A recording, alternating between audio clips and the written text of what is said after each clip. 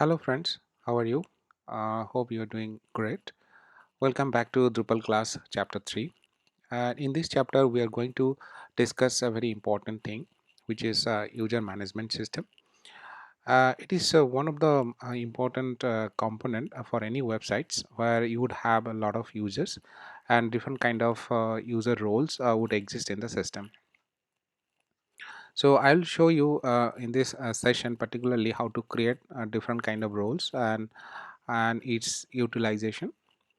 For example, for any sales tracking tool, it may have a different kind of roles. For example, agent, district manager, and its supervisor, divisional manager. So once you create one user with the role agent, he may not have access to different functionality within the site. And the supervisor of the agents, the district manager, he can see or have the access to different agents under him. And the supervisor of district manager is a divisional manager, so he should have more expandable access in the system which the district manager should not have. The next is user role permission in Drupal. So it is the same thing which I just discussed. How to utilize the permissions in the Drupal system, I will shortly show you on the Drupal instance itself. And then one of the important context which is very related to this permission system is content workflow on different roles. Okay, so for this I will show you by installing one community module named workbench and workbench moderation. Okay, so let me clarify what is that in a short way. So for a content based website, there might have three kinds of user roles. For example, content editor, content approver, and then content publisher. So whenever any content is being created by the editor, he will send it for approval and review process to the content approver role.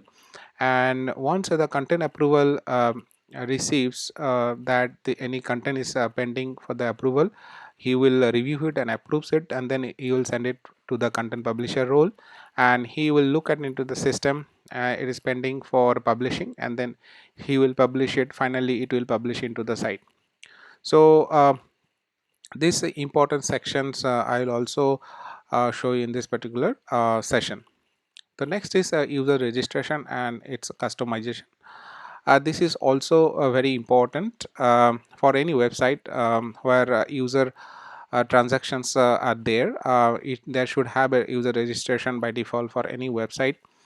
And for by default, Drupal has two fields available for registering the end users. One is an email address or username and the password, but obviously you can customize this user registration form by adding a lot of fields as per the requirement by the particular business. So I'll be showing this thing also in this tutorial, and also I'll be showing the user registration flow and user login process. So everything is there within the CMS. Even you don't need to write a single code for this implementations. So everything is there, you just need to customize and give it to your business, or if you want to create your own site, you can create this stunning websites with the existing processes. So now let me go back to the Drupal instance where I'll be showing how to create the user roles. So this is our Drupal instance. In order to create the user roles, I'll be going to people. I'll click there, and I can see at the right hand side the permission tab. So I'll come here, and you can see the roles within that. So I'll click on the roles. So I have created one content editor role. So let me create one more, content approver. I just created one role, then content publisher. I'm adding this role. Okay, now I will go to the permission section. I am editing the permission for the content editor. So in the previous section I have shown you creating one content types news. So I'm coming to that. So here if you see the news section have the permission called create a new content, edit own content, edit any content. I have now accessed using the super admin role so that I can see all of these settings. And if you log in as a different roles, and if I don't assign to any particular permission to any particular modules, then you will not be able to see those sections within the admin area. Now here for the content editor role, I should give to create any content and edit his own content permission. Okay, and he should not be able to see, view or edit any other contents created by the other users. Okay, and if I want to give the permission to delete own content, I can give that as well. So but for now, let's see, I have just given two roles to this particular user. Okay, so this is one thing, but if I want to provide this admin menu area access, I can give that as well. So view the administrative dashboard, let's give it so that he can see this dashboard. Okay, admin, let me search with administration menu. So access the administration menu, let me give the access as well. Okay, so I'm just giving some basic access permission. Okay, and I'm going to the end of the screen and saving the permissions. Now I will create one user with this content editor role. Okay, I'm saving this, creating one user. Let me give any name, content editor role, any email address. For example, I'm giving this one. Always try to give. So as an admin, I'm going to create one user, but the end user can also create their own account registering into the system, but I'll show that shortly as well. So I'm checking the roles as content editor. So I have created the user. I'm going to log out from the system. Okay, now I'm logging as content editor. Okay, so I'm giving the access credentials which I have just created and logging into the system. Now you can see the dashboard. I can see this particular section to create the news which I have given. So I can create new content. Okay, created by content editor role. Okay, and test description I'm giving. And now let me save this. Yes, I cannot see this content because I haven't given the view permissions, but I need to give a view permissions as well.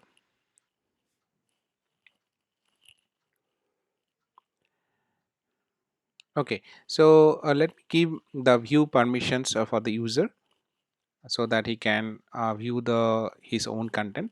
So I'm coming to the permission. So in the new sections, you can see I have enabled the view content divisions and view published content. So this has been checked for content editor. So I have saved this already. So what will happen here is that he can see the contents. So let me log out and log in as a content editor role. Now when I'm coming to content section, I can see the list of contents. So he is able to see the other contents, but he is not able to edit or delete because the permission is specific to this content editor role where he can only edit his content. So let me edit this. And if you go at the bottom of the page, you can see there's a moderation state which I'm going to discuss you shortly. So moderation state is something where the user can see it is in two state, draft and needs, and this specific permission is given to this role, and he cannot publish. But if you give the publish role from the moderation section, he can also publish the content. Okay, so now I am saving a draft, and now I'm sending for needs review. So I'm saving this, I'm logging out and logging in as administrator.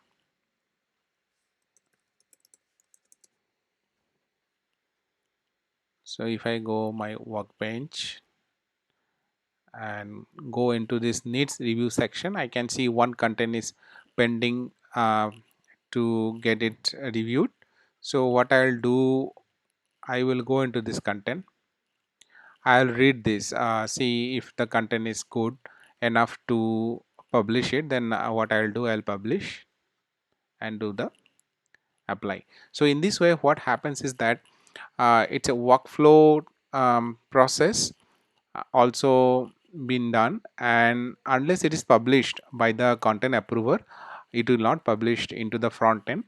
So this is one of the very important aspects in Drupal, where you have the privilege to do the content moderation.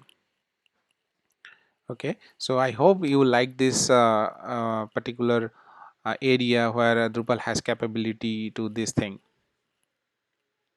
Now the you can tell like why the administrator is having all these options. So since I have logged in using super admin role, so I have all access to publish it, but you can specifically assign the publishing role to the content approver or content publisher role.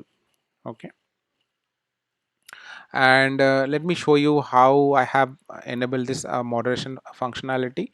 So I added the module called workbench and workbench moderation from before.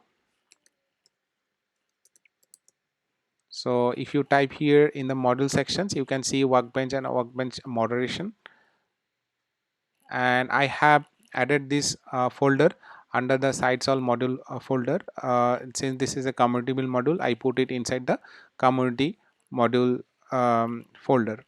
So let me configure it. So here you can see that the transitions level name, draft, publish, needs review. Okay, and you can also assign your customized transition state name. Okay, and after that you need to go to the content types. For example, in the article content type, if you want to assign or enable this moderation, you need to go here under the publishing options. You need to check this enable moderation revisions, and after that you can see the default moderation state drop down has enabled for this section. So after that you need to save.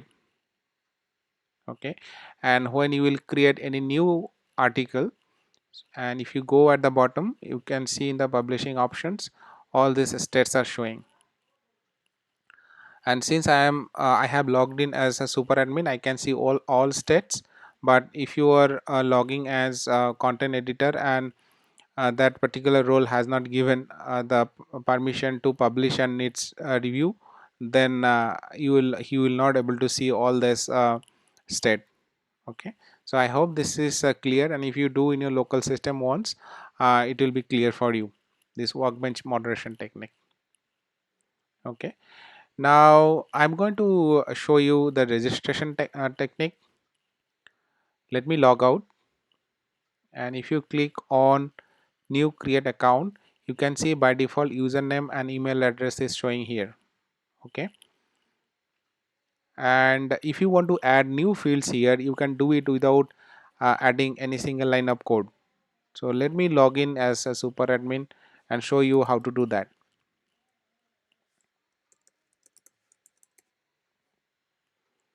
So you need to go into configuration. Under that you can see account settings under the people, and if you want to click on manage fields, you can see the number of the area how to add the new fields. So for example, if you want to give one field name called enter mobile number,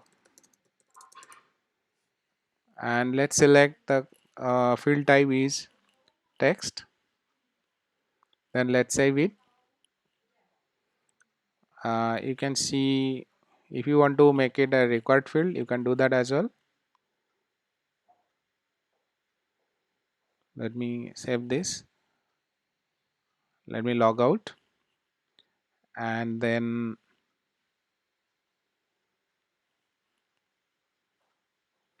now I'm going to the registration page.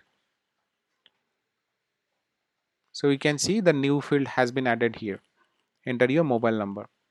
Okay, let me log in to show you the registration process and some rules.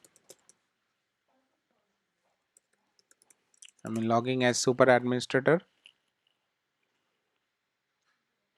I'm again going to the user management system. Under the people, it is account settings. So if you go down, you can see under the registration and cancellation process, you can see the option who can register into accounts. So if you check the administrators only, so the front end will not be able to register into your website. If you check the visitors, then visitor can log in by register by themselves and no other approval process is required. But if you check the visitors, but administrator approval is required. So in this case, even the end user is registering into your system, they will not be able to log in unless the administrator approves that user. You can do this check uncheck this, and this one is require email verification when a visitor creates an account. So this is also a very usual process when somebody wants to register into your site and it needs an email verification process, then you need to check this. If you don't check this, it will skip this functionality. So again, I am saying in Drupal it has awesome processes. Everything is kept here. You don't need to know even a programming language to enable all this functionality. You can do it with using some clicks. So and when canceling an user account, you can also disable the account and keep its content, and you can select whichever is very close to your application. If you want to enable the signatures or use pictures, you can do it as well from here, and the user can also upload their pictures when they log in and update their information. And also there is a area to update the user emails. So as a super admin, you can also customize this email template. You can write whatever you want to write, okay, to inform the user that you are welcome, and the context which fits to the business needs you can customize here. And no approval required in this, in that case also you can customize the emails, okay. And if the account is blocked, then you can also check this if you want to notify the user is blocked. In that case, if you want to customize the template, you can do that as well. So for different conditions, the email template is given here and you can update that accordingly. So it is one of the finest interface being provided by the Drupal core, which you can utilize for your website and applications very easily. So friends, this is for today's sessions. Please subscribe to my channel so that you can have a lot of good things coming on to the next sessions. In the next sessions, I'll be showing more interesting things, and thanks for watching. Bye.